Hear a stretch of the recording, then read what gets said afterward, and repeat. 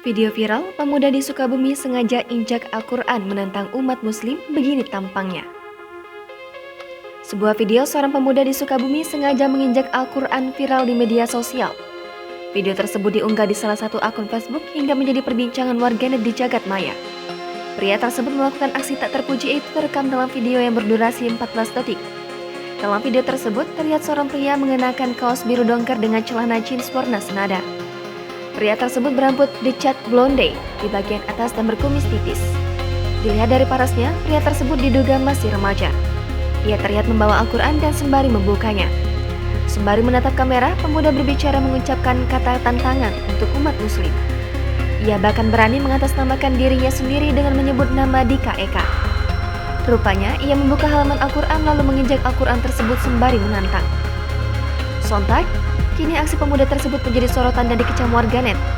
Dari informasi yang beredar, pemuda menginjak Al-Quran itu merupakan warga Sukabumi. Pemuda tersebut tinggal di Warudoyong, kota Sukabumi, Jawa Barat. Sampai berita ini dimuat, saat ini tribunjabar.id menunggu konfirmasi adanya laporan kejadian video viral pemuda menginjak Al-Quran tersebut. Sementara itu, tampang Dika Eka, pemuda Sukabumi yang menginjak Al-Quran itu pun tersebar di media sosial. Jangan lupa subscribe, share, komen, dan like ya!